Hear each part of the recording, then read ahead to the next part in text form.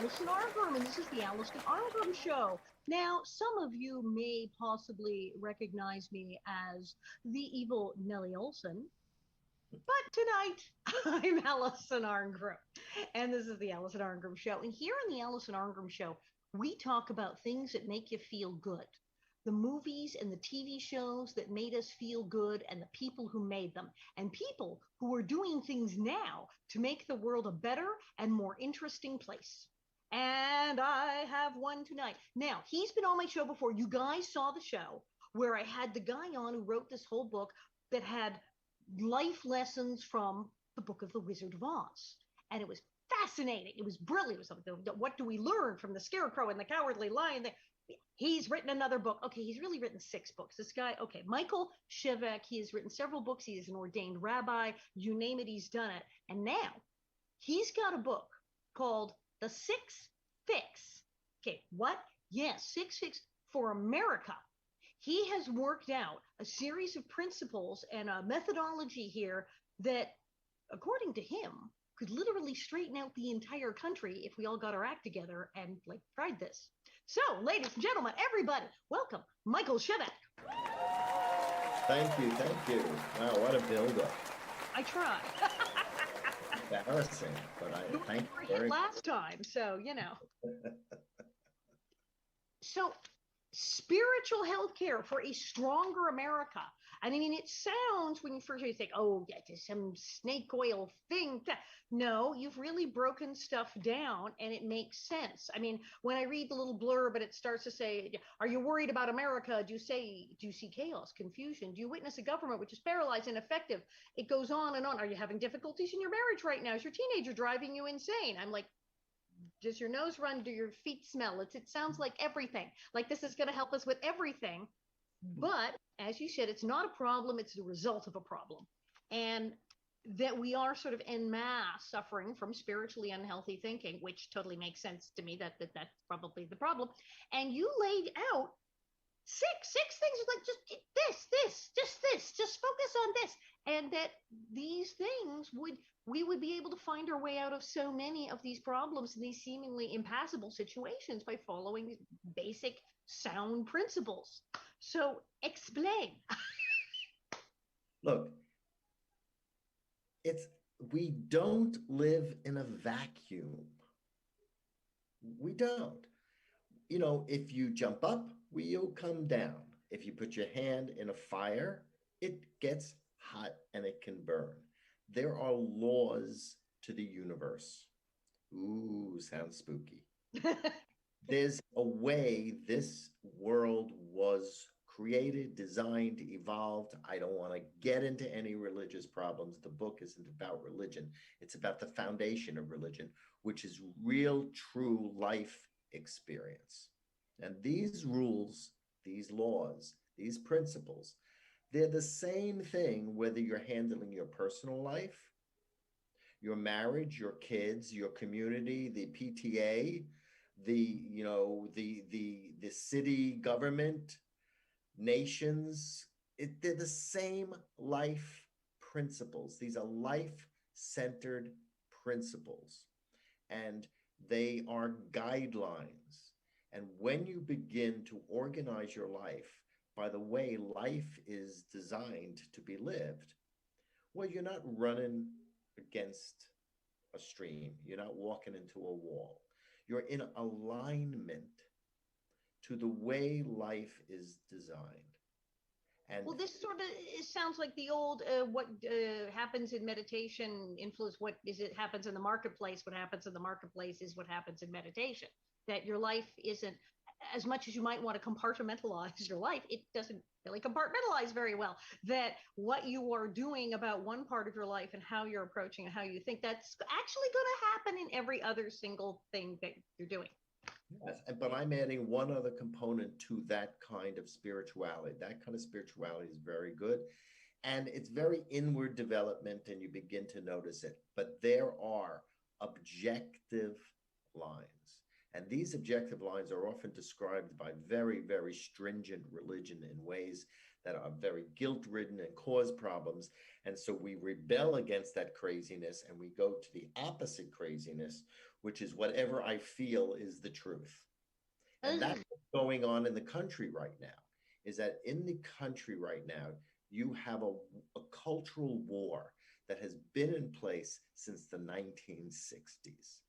Okay, the 1960s brought up a different view of American spirituality. It was American transcendentalist. It was like Whitman and Emerson and Thoreau, and it was very Eastern Indian inspired. It was very like New Age before New Age was New Age. And that was different than the Calvinist, which was don't do this, don't do this, don't do this. Now we're at that war again, Alison. It never has been healed since the 1960s. And we're cycling over and over and over and over again between 60s like thinking and pre 60s like thinking. And if this cultural war does not end with correct natural law spirituality, which is the foundation of the Enlightenment that our Constitution was based on, we're not going to get out of this. In fact, I don't look at this as a problem. I look at this whole thing that we're going through as we are wrestling with these fundamental spiritual principles, which we've never had to deal with before, because let's face it, America, democracy, relatively new stuff on the horizon. We've only been around. We're only a little over 200 years Oh, old, and we 200 years. So everyone out there, good. Everyone out there, if you're feeling bad and depressed, would you remind yourself that you're a kid in knickers just learning how to make democracy function? And we're so young that we need a little learning. And that's all I'm trying to do is hold our hands and say, okay, guys, this is how you make a decision. You know, this is what happens when I go to France. People go, your country, we love your country. It's like 200, you are like baby. It's 200 years old. And in France, they're like, you know, we got countries here. We've been doing stuff for hundreds and hundreds and, well, technically thousands of years, some of us. And they said, you know, here in Europe, we seem all chummy. You know that every single country here in this continent is, we've all tried to kill each other several times over the last like 1,000 years. And they were relatives. Yeah, people were related to each other. They said we've been intermarrying and murdering each other for like a couple of thousand years. Yet we're still somehow making a go of this. You guys, you've been around for 200 years. You have like no idea how things work. No, but when you think about that, when you think about in our country, we have the largest population of African descendants. We have a huge Hispanic population. We have people from all over the world. Let's think about how amazing it is that we actually do it reasonably well. And it didn't take thousands of years. And that's because the natural law spirituality that our country is based on is very sacred and very good, but we don't know how to get back there. We're still in the war. When we do it right, this is the thing I've said, when we do it right, oh, we do it so right. And it's like, oh, look, we did that. And then we did that thing there. It's like, it's great. And we look at like how terrible things were. Actually, that got corrected in what historically is a rather short amount of time. And so now we're just sort of in this mired down bog of screaming hatred. And I like, and we can get out of it very, very quickly, but we have to learn how. We just have to learn how. It's like anything. We don't have problems in the US. We have the result of problems, okay? And the 6 fix is very simple. I'm going to lay them out. In everything you think, say, and do, seek good. In everything you think, say, and do, seek good for yourself, another, all others, future generations, all life and creation. And since we're not perfect, you just keep improving. Now, that's it. If I'm going to seek good for myself, great. You should put yourself first. It's the great American gift of individual freedom and taking care of yourself. Now we're But big on that. Lots of people can do the first one, but they can't quite get to two. but then you gotta try to make it a win-win for another and expand it to groups. Each group is entitled to have its identity. Each religion has to be respected. Okay. And then you have to make it good for um, future generations. Let's not be myopic. If we make a decision now, we have to make sure that decision lasts for a couple of generations. The Iroquois made a requirement that they try to foresee every decision for 7 generations. The Ooh. Bible says in Exodus 34 verse 7, if you don't act correctly, the effect is going to last 3 to 4 generations before you get out of it. So we're very myopic. You know, we just do what we want. This is what's great in the moment, and we don't think. And then we have to, post-COVID, can we please wake up? This is not tree huggers versus industrialists anymore. Okay? It's not. It's not the hippies versus the corporation heads or the military industrial establishment. After COVID, it is absolutely clear that we have to have a relationship with all life and creation.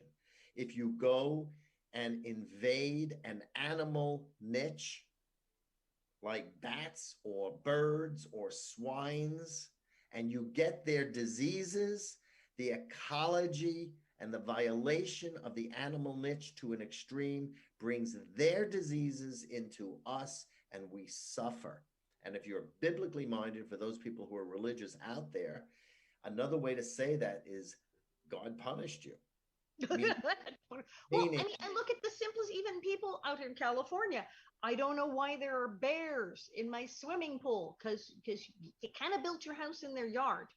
Because they're practicing their backstroke. It's right. If you're, what's the bear doing in my yard? The backstroke. The backstroke. Interacting with nature. Yeah, you're interacting with the world. Everything has an effect. Everything has an effect. Everything is ripples in a pond. Every reaction has every reaction. And you start, that's what they go, well, what's going to happen down the road if we do that? We tangle up with, as you said, say bats and everything else. Could something happen? Well, yeah, something could happen. And this is going to happen. We've had for decades now, there are diseases that they will jump species, and it happens, but it's going to happen more and more and more and more the more we interact. And the more we're invading, disrespecting nature in a way that is invasive and unnecessary, we're getting it back. Old-time religious people called that a sin. Okay? Meaning God or good. This show's all about good. Good withdraws from you, and you have an experience that isn't good. And if you want to be religious, you can say God blessed you or cursed you. It's the same spiritual phenomenon in life, and it's core to it. Look, let me give you an example. In 2008, we all had a terrible economic crash. Terrible economic crash. Okay? Why do we have a terrible economic crash? Because some idiot invented an investment that took defaulted mortgage loans, repackaged it as an investment because, oh my God, I can make money off of this, sold it, and the government and everyone jumped on the bandwagon. Now, this is a fundamental rule in the Six Fix. You have to have a life value to what you're doing. That kind of investment had so little life value. It may have paid for a few schools and stuff like that and clothing for certain Wall Street families. It had some life value, but it had so little that the minute it was used up, okay, God, nature, reality, whatever you want to call it, the universe came in and said, it's worthless. It toppled, and everything based on a life worthless investment crashed with it. That's a spiritual mistake. And we've That's seen it before. The crash in 29, people were saying, well, I can buy stuff at 10 cents on the dollar. Well, I didn't really buy it, and they had all these money making schemes in the 20s that weren't really investing for real in anything that did anything, that was investing for investing's sake, and it exploded. It crashed because there was no way that it couldn't have crashed. And, hence the phrase junk bonds. And people, they say, oh, well, we changed all the laws after the crash of 29. Sort of. You can still do all this puts and calls and Bitcoin and go around the corner and back up the way, and you can still create an entire stock portfolio that you can't actually pay for, that could fall down on your head. It's still possible to do it, and people are doing it. Right. And that's when they say Wall Street had a bubble. What they're talking about is a thought bubble. It's a dumb idea. It has to be life-based, life value, not coin value. Coins are an invention of human beings. What we really do is barter and exchange our services to each other and help each other. That's what the economy is based on.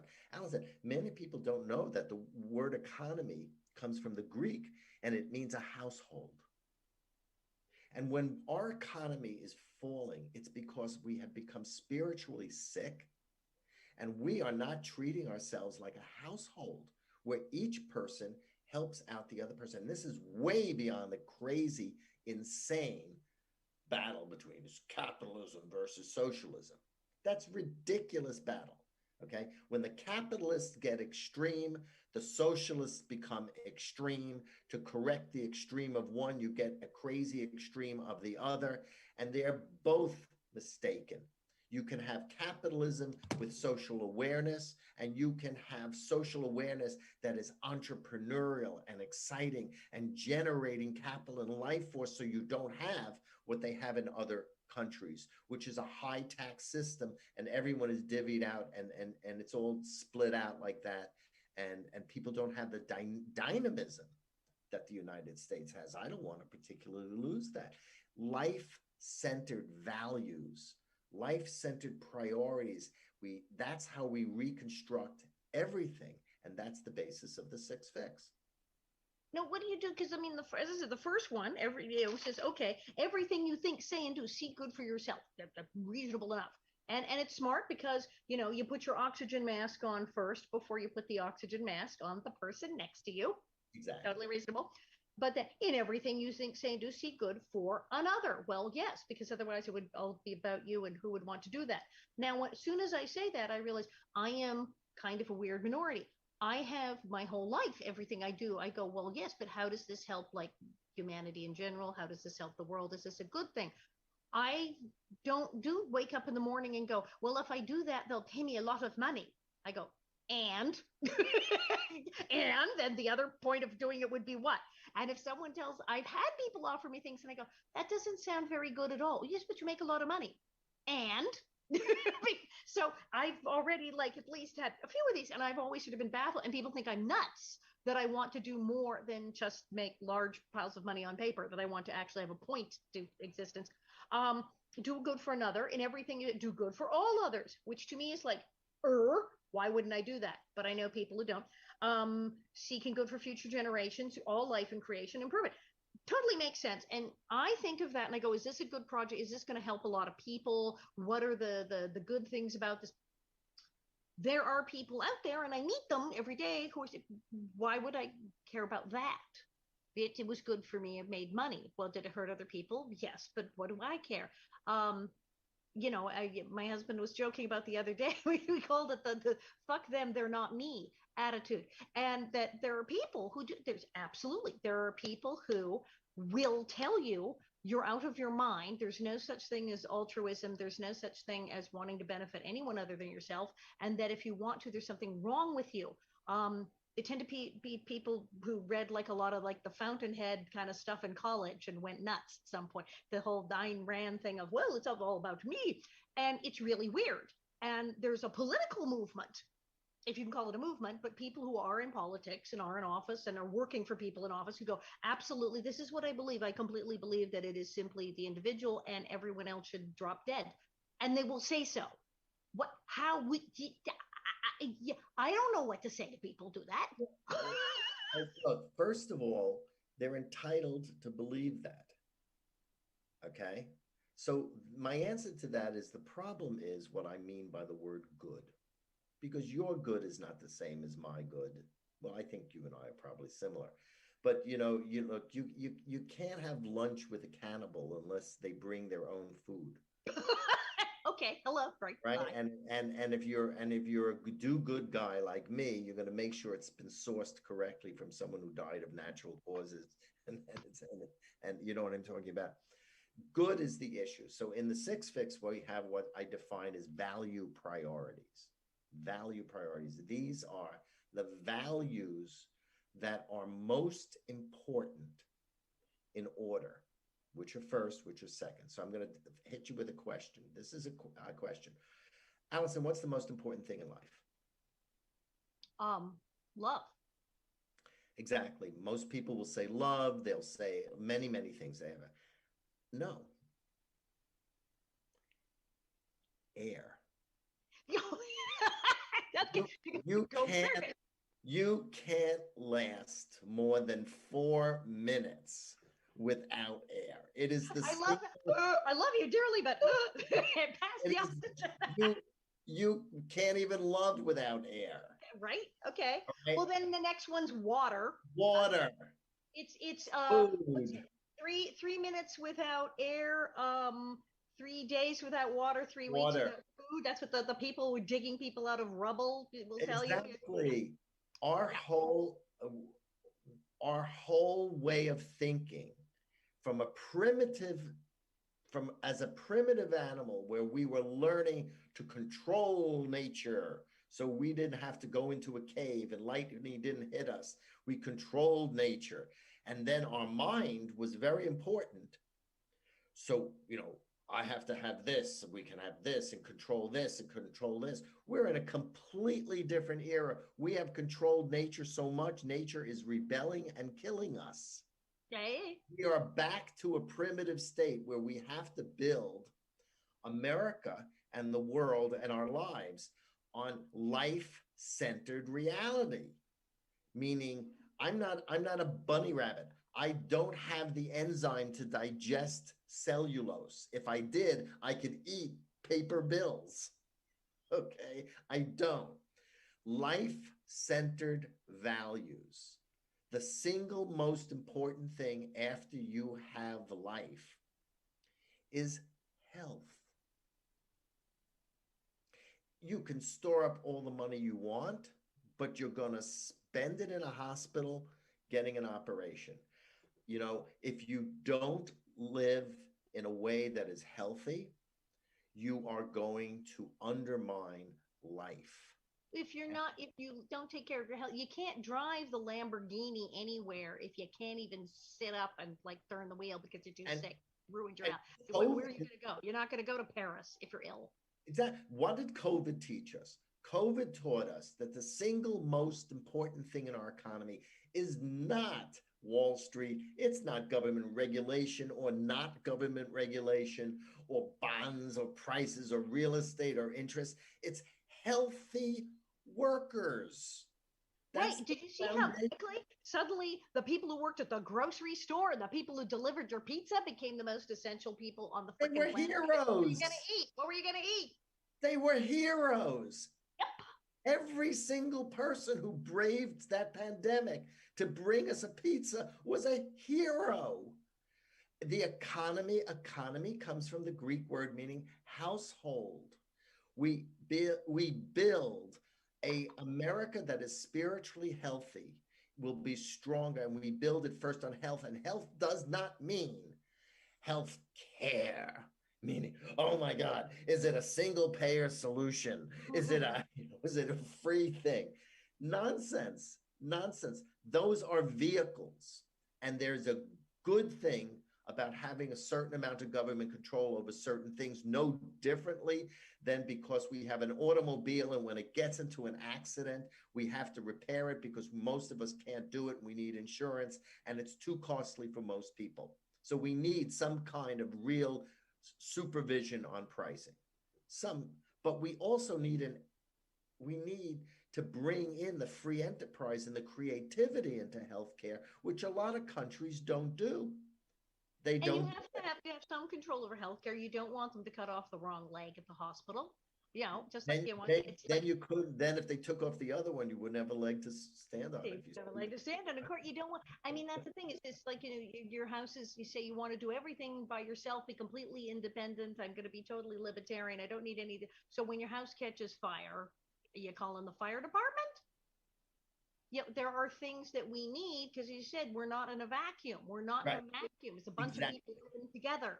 Right. It's the great myth of America is we take the idea of we're free and independent, and we don't see independence in the context of reality. In Okay, reality, bring it. I always wind up bringing up Little House on the Prairie. So I've been reading the Little House books. Like there's a mythology around the Little House books when they talk about the Ingalls on the Prairie and they were alone. They were alone and they did it by themselves. And you start reading the books and you go, nope, nope. Oh, and then the neighbors came over and it's like, no, they weren't alone. They every 5 minutes they're like about to starve to death or burn in a fire. So and people come over. People come over. The neighbors come over. The doctor comes over. Somebody calls somebody, or they would have starved. And then even in Laura's writing, she left stuff out. There was a whole thing within the winter, and wow, they went through that winter by themselves. No, she left out the part where another family actually moved in and lived with them.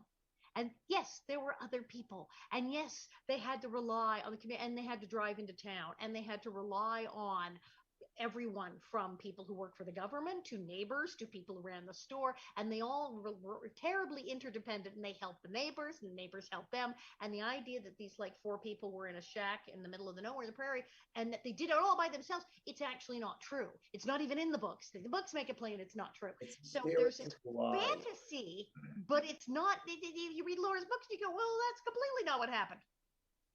It's a spiritual lie. You can have independence, meaning you have individual freedom and free will, but any independence you have only takes place in hyphen dependency. All right. One of my great friends, may he rest in peace, was Monsignor Luigi Giussani. He Love the name. was founder of Communion and Liberation in Italy. And he was very clear. The fundamental spiritual state of every person is dependency from the moment we're born. And we are afraid of it. We're afraid of being dependent because we don't want people to control us. Control by another person is a completely different issue than the fact that we are mutually dependent on each other. And this great American myth, this Jacksonian individualism, that somehow you can be master of the universe in your own universe and not interact with everyone, is a myth. It's a lie. Now we have to build spiritual health on the reality of the body first. Our health, our life, and then our health. That's value priority number one in the 6 fix. And by the way, Alison, your body is the planet. Ecology without taking care of health is a silly idea. But they interact. If you don't stop, there's already cities where people can't drink what comes out of the tap. There's towns where they turn on the tap and fire comes out. You can't even get water. If you drink the water, if you poison everything and then go, well, now you can't breathe the air, can't drink the water. Now what do? You made a ton of money, but you can't breathe the air, drink the water. And then you have to create a crazy healthcare system to figure out how you're going to insure people who are drinking the wrong stuff. You have to wake up. Health is not health care in this big debate. Health is health. If we start to think in terms of generating health, the cost of healthcare is going to go down because we're not going to get sick. We're not going to just put toxic wastes into our system. Okay. And this is as much of a red issue as a blue issue. No one out there stereotype me because I am not one or the other.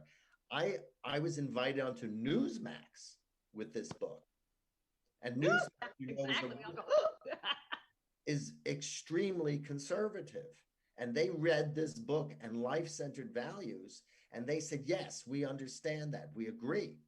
And that's the wonderful thing that I'm discovering, is that this book is speaking to the hearts of really caring people, no matter what side of the aisle they're on, because it's life-centered. Let's make life better. Seek good. It's not just laws. Let's make another law.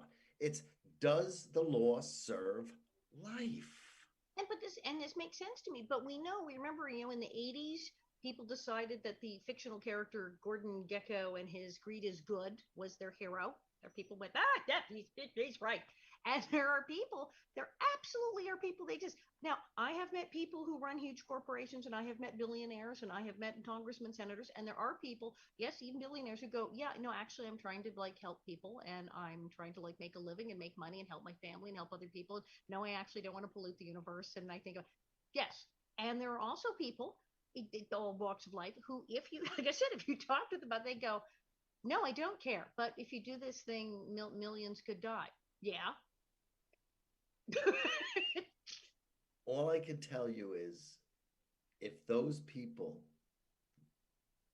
are aware of what happens in their lives and the destructions to their marriages and what takes place to their children and their grandchildren, and they see the bad stuff that happens, and they connect the dots to their actions, they're going to see they didn't get away with anything. Because you don't really get away, because they are behaving the exact same way, and often you start to read about this person, you go, oh, that sounds terrible. Well, they must have a nice family. Oh, okay, their wife left them and the family bailed on them years ago. Okay, there often is terrible interactions in their personal lives to go with their interactions in their business lives on a large scale, and I don't know what to do.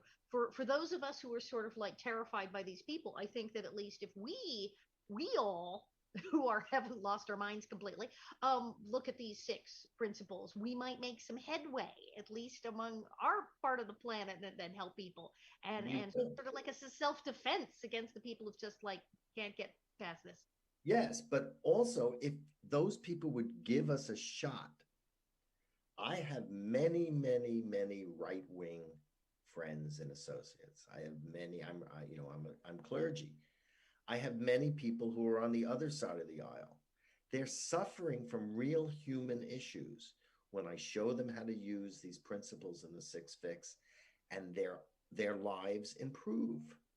And their lives improve whether they believe in one political viewpoint or the other viewpoint, because these are just viewpoints. Life is here. Life has priorities. Life is organized a certain way. Politics doesn't exist in a vacuum. You referenced Gordon Gekko, which was really great.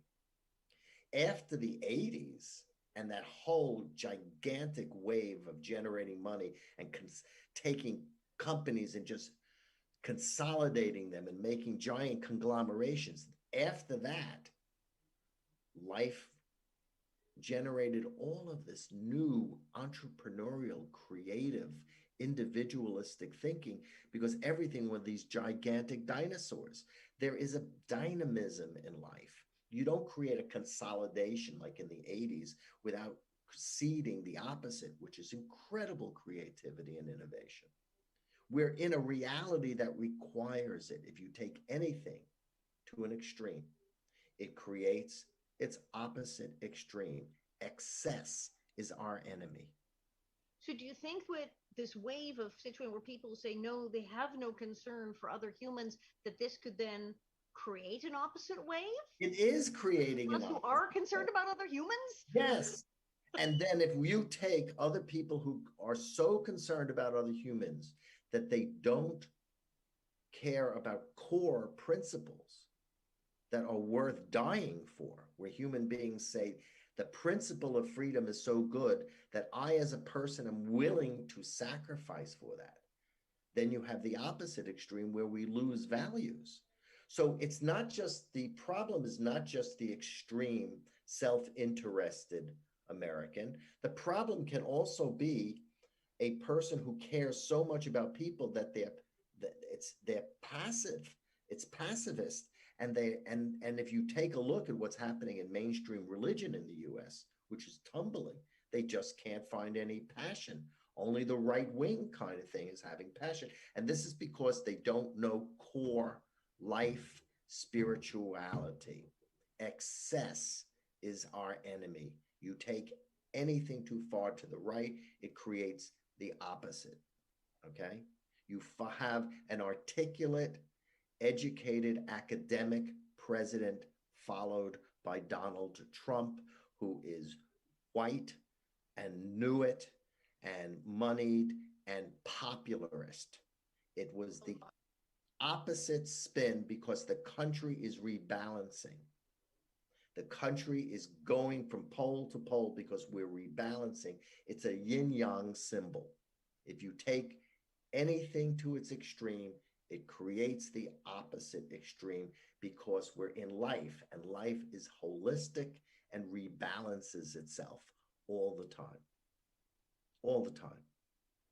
And that's that why makes me somewhat hopeful, because I mean, there are people be who say hopeful. that there is no there is no disease, there is no COVID. As you're talking about, interacting with animals and nature, knows that nothing has happened. We are all fine and no one has died. And it's like, yeah, okay, that's not really going to work very well. How do we get to the other side where people who are can be helped, they're in danger, like you said, air, people like can't breathe and they get sick. Right. You have to build America on spiritual health care, which is building from the body up. Air, food, water, shelter, depending on how hot the climate and how modest you are, a certain amount of clothing. There are basics. Okay, we think those basics come from money. Money is the tool that makes the sharing easier. Right? Our things come from God and creation. Excuse the word God. We just take what's here and we reshape the cotton into making a shirt. But we are so believe that the economic machine that makes it easier is our actual source. That's the mistake we made. In the 6 fix, it's putting value priority 6, which is priority, before value priority 1, which is health. There's nothing, money is great. Money is a spiritual tool. It is one of the most powerful spiritual tools for transforming people's lives. You can do it almost instantaneously. But when it's not in its correct place, spiritually, it creates a defect, a really serious defect, such as, hey, a lot of people got rich and they poisoned the schoolyards the kids were playing in. And that's not correct priorities. And that's not tree hugger, blue people nonsense. Let's cut the propaganda here. This is life, Life. Okay. And part of the reason, by the way, that super conservative people like this, because that's their view on abortion. And I don't want to get into that nightmare. But life centered is very, very important. Okay. Whether it's the life of a fetus or the life of a mother, okay? These and the nuances on how to use these principles, you have to learn how to use them. But life-centeredness that values the integrity and the physical well-being, that's the foundation to spiritual health care, not money and power. Future generations, but then getting people to care about future generations, the selfishness that I have seen, and it's just spread around in all different types of people, where, okay, as long as I get what I need and my close friends and family get what they need and everything's cool for them, when I die, I don't even care what happens after I die. A lot of people really don't care what happens after they die. A lot of people don't. And it's getting even more so because you're losing the power of the religious myth. When people believed a religious myth, when they weren't just secular or scientific, they had a sense of their life purpose and their life actions extending beyond their death. Well, let's face it, it does extend beyond our death. Your life has an impact, whether you're famous or not, or you're rich or not, or you have children or not. You think, well, I'm not going to have an impact. I don't have children and grandchildren. I don't have big Every famous. single, You have an impact on the people who come after you, whatever it is that you do. every moment, there's every action has a reaction. As Jesus said, every sowing has a reaping. That's why we don't have problems in the US. We have the result of bad sowing that produces bad reaping because we don't act in alignment to the values and priorities of relationships that are established by reality, by God, by creation. You choose your word. Choose your word. It's a free country. We don't have a church state. We have to align ourselves to how life works. Okay? It's very simple. You know, you're going to burn your finger if you put your hand in a flame because your skin is designed not to go into fire. It's very, very simple. You don't build an economy on defaulted loans. Well, It and I has saw no like there was value. a thing on Facebook. Literally, it was a cartoon. Somebody putting a fork in a light socket and saying, "Don't interfere with my God-given right to put my fork in my light socket." And and that because there are people whose mentality is practically at that point. How dare you tell me not to put a fork in a light socket? Exactly. And what do I do You're with free to do that and suffer and learn that you shouldn't. But you can also listen to an adult who has done that and say, you know, if you put the fork in the light socket, you're going to hurt yourself. So you can relearn these spiritual lessons that I'm giving in the book. They're thousands of years old. So, but for those of us who are concerned, for those of us who aren't putting our fork in the light socket, who are trying really hard to get everybody to get their fork in the light socket and take care of each other and do all these and follow these things for others, for all others, etc. So, if we're starting to lack hope. We're seeing too many people who are so far away from these six principles, have lost their way so hard, and are just it's a train wreck. It's a disaster. Can our individual, if I say, okay, these people have all gone nuts. I don't know what to do, but I'm going to follow. I'm going to follow these six. I'm going to do my best to try to do these things and seek good for myself, good for another, good for life after me. Will that help? Will that help even if I If have 1,000 people over I'm going there to who are tell nuts? you, I'm going to tell you a mystery, and people are either going to think I'm crazy or they're going to try it and see it for themselves. As you begin to sow and reap according to these values and work on it, there is, sorry to sound a little spooky, there is a spiritual force that begins to build. Okay? It builds. And it begins to build until it reaches a kind of critical mass where the wind is in your sails and it's a good wind from having sown and reaped good things. And when it builds up that critical mass, it radiates from you without you even knowing it.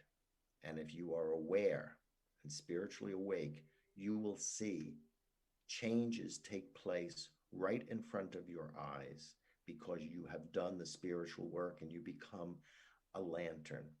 You learn the light, and the light is in your lantern box. And each person, Even for the those who are the every lost, single blind, mad.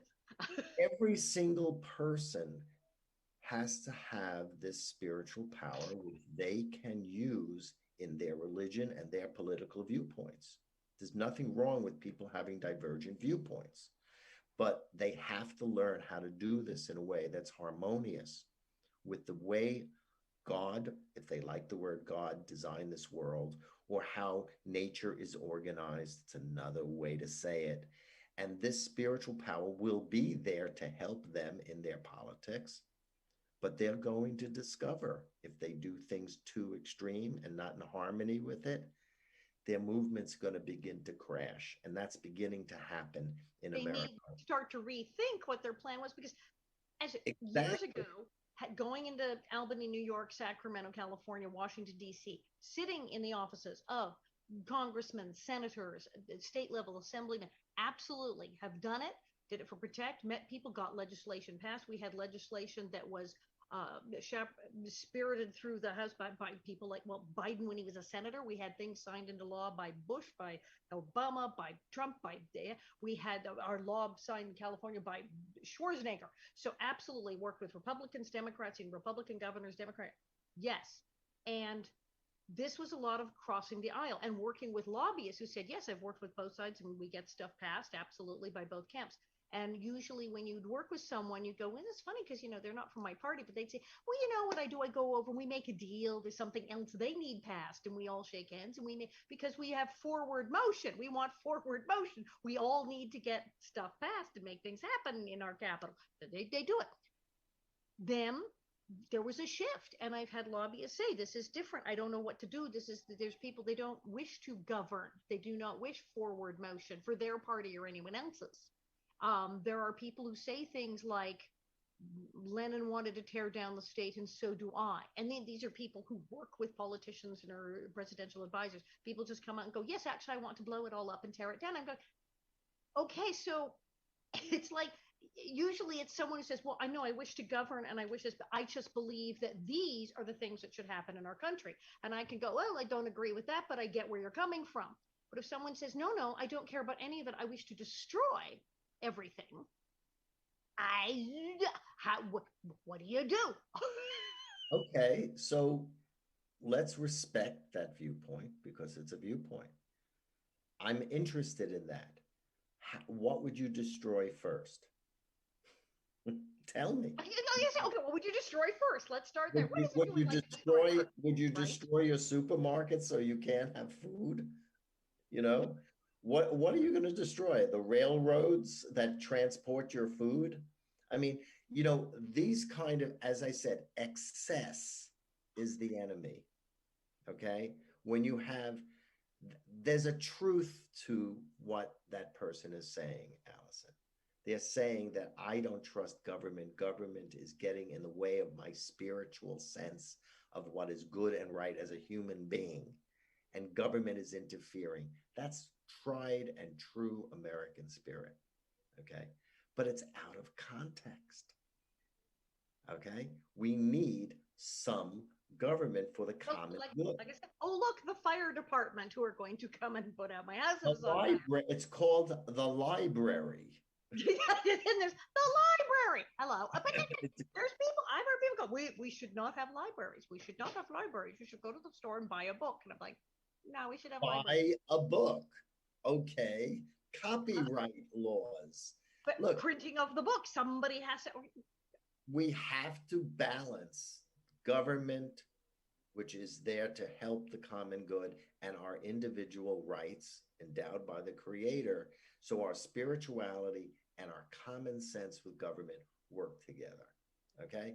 And it only happens when people use democracy correctly, and we're using democracy incorrectly. Democracy is there to take different viewpoints and debate to get to an opinion that's even better, to take your view and my view and come closer to a view that's even better than either of us could have figured out alone. Well, that's why we're supposed to have things when it works. So they say, okay, we're going to do a thing where, yes, the majority rule, but then we have the minority representative in the group, because then we protect those. So we have the majority of people felt this way, but then we're going to have this law to protect the small group here who didn't feel that way, so that everybody, that's why we talk about separation of church and state, so that like, well, yes, you get to have this religion, but no, you don't only get to have, you can't go then make your neighbor have that one. You're all going to play fair. Exactly. I mean, look, if any one party wins, the entire country loses, because you no longer have two parties that are fighting for the truth. What you have is now a totalitarian government, and spiritually, from a spiritual perspective, that's exactly what's happening in the US.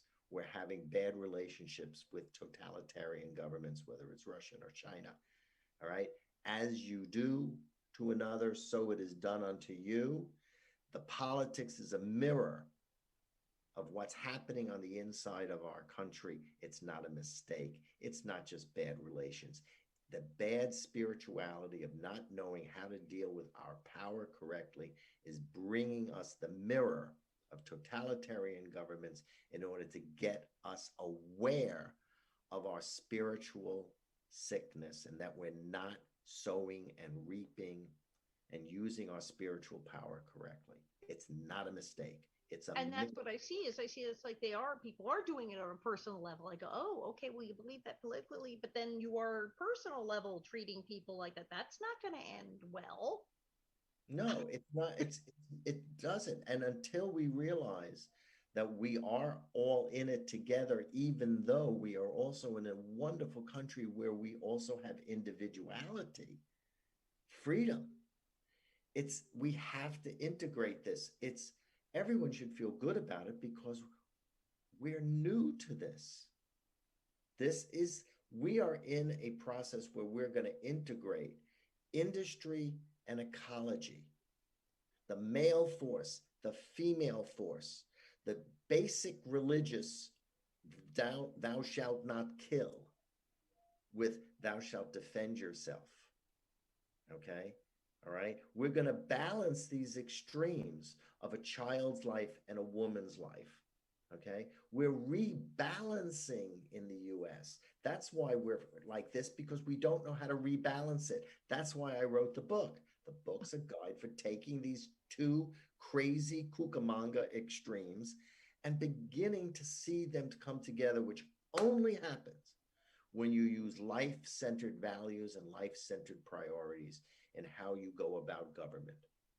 In your family too. God, I hope you're right. Look, I've tested this. I've used it with clients and patients, because I have my fair share of counseling. I'm a corporate executive counselor for years. I taught business spirituality at the Iacocca Institute for Global Entrepreneurship at Lehigh. I taught them these spiritual principles because they work. Because all right, tell us where to find you. Tell us where to get the book and rattle off the six. Rattle off the six. Okay, so I'm going to do it real fast. I'll tell you where to get the book after. Okay, so I'm going to do it real fast. In everything you think, say, and do, seek good for yourself, another, all others, future generations, all life and creations, and have continual improvement. And your values for good, in order of priority, is health comes first. Peace comes second. Freedom comes third. And with health, peace, and freedom, you can test reality and you can get wisdom. Wisdom includes care, balance, and truth.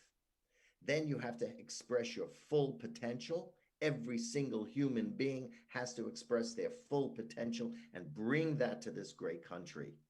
And last on the list, but important, is prosperity. Make money, have fun, do good, and share. That's the 6 fix. But you included sharing, and the money was last in line. Sharing was covered by the relationship priorities. Go to sixfixamerica.com. Sixfixamerica.com is the website of the book. You can go to Amazon. You can go to your local bookstore. You can look me up. All right. Send me an email. I'd love to hear from you.